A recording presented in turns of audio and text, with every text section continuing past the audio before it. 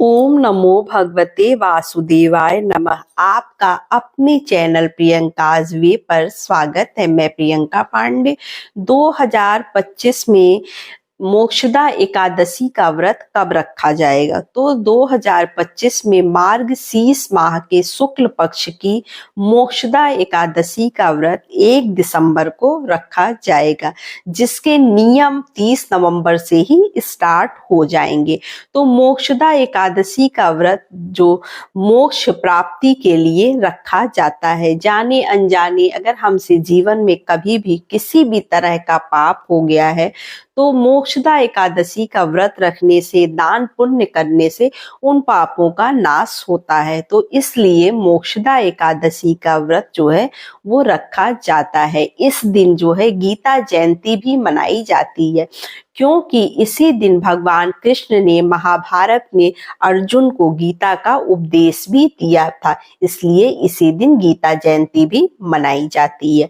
अब जानते हैं कि एकादशी तिथि कब से प्रारंभ हो रही है। तो देखिए, एकादशी तिथि 30 नवंबर को रात्रि 9:30 से प्रारंभ हो रही है, जो समाप्त हो रही है 1 दिसंबर रात्रि 7:01 पर। तो उदया काल को देखते हुए जो है ये मोक्षदा एकादशी का व्रत 1 दिसंबर को रखा जाएगा, जिसका नियम जो है वो 30 तारीख से यानी 30 नवंबर से प्रारंभ हो जाएगा। ये मार्गशीर्ष माह के शुक्ल पक्ष की एकादशी है। वैसे तो साल में 24 एकादशी पड़ती हैं।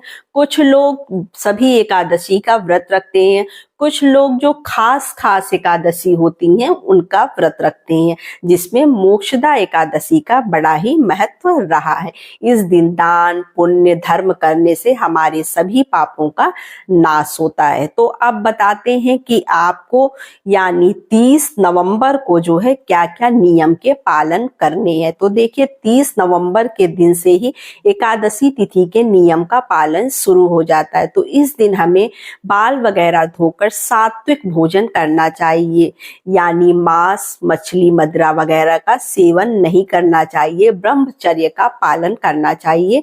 उसके बाद एकादशी तिथि के दिन हमें इसका व्रत रखना होता है। तो यह दिन भगवान विष्णु को पूर्ण रूप से समर्पित होता है। इस दिन हम लड्डू गोपाल की पूजा भी करते हैं, यानी कृष्ण जी की भी पूजा की जाती है। अब हम सुबह सवेरे स्नान करके, देखिए मोक्षदा एकादशी है, आपके घर के आसपास कोई नदी सरोवर तालाब बावड़ी वगैरह है तो आप वहां जाकर जरूर स्नान करिए। अगर नहीं है तो फिर आप अपने घर के पानी में मिश्रित जल से गंगा जल डालकर स्नान कर लीजिए। उसके बाद आप सुबह सवेरे चौकी लगा लीजिए। चौकी पर पीले रंग का वस्त्र बिछाइए, भगवान विष्णु को प्रेम पूर्वक विराजमान करिए।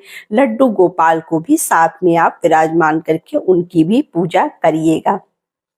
और हमें गणेश जी को विराजमान करना है। धूप दीप नैवेद्य आदि से भगवान का बड़े ही भक्ति भाव से हम पूजन करते हैं इस दिन। और चूंकि गीता जयंती भी है तो कुछ लोग गीता का दान भी करते हैं या फिर गीता का पाठ भी अपने घर में कराते हैं। तो जो जैसा कर पाए उस तरह से उसे करना चाहिए। तो ये सारे कार्य हमें जो है करना होता है। सीजनल फल का हम उस दिन भोग लगाते हैं। तुलसी पत्ती हमें जो है 1 दिन पहले, यानी जिस दिन एकादशी होती है उस दिन कभी भी तुलसी जी की पत्ती नहीं तोड़नी चाहिए। तो हम 1 दिन पहले ही तुलसी पत्ती तोड़कर रख लेंगे और फिर उसी को जो है हम भोग में, क्योंकि भगवान विष्णु के भोग में अगर आप तुलसी दल नहीं डालते हैं तो भगवान जी भोग ग्रहण नहीं करते। तो आप तुलसी दल डालना बिल्कुल भी ना भूलिएगा। और अगर आप कलश की स्थापना कर रहे हैं तो आप कलश की स्थापना भी कर सकते हैं। कलश की स्थापना हम कैसे करेंगे? चौकी पर अष्टदल कमल बना लेंगे। अष्टदल कमल देखिए चावल से बनता है, वैसे तो हम लोग बनाते हैं, लेकिन एकादशी के व्रत में पूर्ण तरह से चावल वर्जित होता है। तो आप जो है अष्टदल कमल फूलों से बना सकते हैं, तिल से बना सकते हैं। तो आप तिल का प्रयोग इस पूजा में करेंगे, चाहे तिल काला हो या सफेद हो। पूर्ण तरह से आपको चावल का प्रयोग बिल्कुल भी नहीं करना, क्योंकि एकादशी में जो है मैंने हमेशा अपनी वीडियो में बताया, जो भी मैंने एकादशी से संबंधित वीडियो डाले हैं, कि एकादशी के दिन जो है वो चावल वर्जित होता है। अगर चावल खाते हैं या बनाते हैं तो घोर पाप लगता है। तो इस दिन अगर आप कुछ भी नहीं कर रहे, नहीं पूजा कर रहे, नहीं व्रत कर रहे हैं, तब भी आप इस दिन चावल अवॉइड करिए। अगर आपको पता है कि आज के दिन एकादशी पड़ रही है और हमें तुलसी जी में जल इस दिन नहीं डालना चाहिए। जैसे बहुत लोगों की आदत होती है, वो रोज तुलसी जी को जल देते हैं, दीपक जलाते हैं। तो एकादशी के दिन आप जल मत डालिएगा, दीपक जलाकर रख दीजिएगा, क्योंकि माता तुलसी एकादशी के दिन भगवान विष्णु के लिए व्रत रखती हैं और जाने अनजाने उनका उपवास हम तोड़ देते हैं। तो कभी भी ये गलती मत करिएगा। फलाहार खा के एकादशी का व्रत किया जाता है। फलाहार, फल वगैरह और इस तरह के ड्राई फ्रूट्स वगैरह खाकर ये व्रत, मूल फलाहार खाकर भी लोग ये व्रत करते हैं।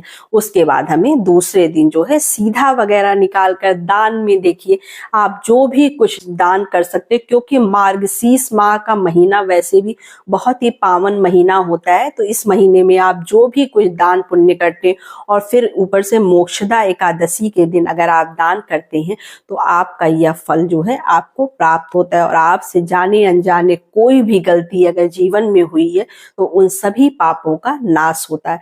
तो इस तरह से हमें एकादशी का व्रत करना है। पारण हमें जो करना है, पारण हम जो है वो 2 तारीख को यानी 2 दिसंबर को हम मोक्षदा एकादशी का पारण करेंगे। सुबह सवेरे स्नान करके फिर से दिया बत्ती करने के बाद हम जो है वो भोग ग्रहण करेंगे और उसके बाद जो है हम पारण करेंगे सीधा वगैरह निकाल कर। तो इस तरह से हमें मोक्षदा एकादशी का व्रत पूजा करना है। आप चाहिए तो जाड़े का महीना है, कंबल वगैरह भी दान कर सकते हैं। यथाशक्ति तथा भक्ति, जितनी आपकी शक्ति हो, जितनी आपकी श्रद्धा हो, आप उसी हिसाब से दान पुण्य करिएगा। तो बस यही छोटी सी वीडियो थी, छोटी सी जानकारी थी। वीडियो अच्छी लगे तो चैनल को लाइक सब्सक्राइब कर लीजिए। तो नमस्ते फ्रेंड्स, हर हर महादेव।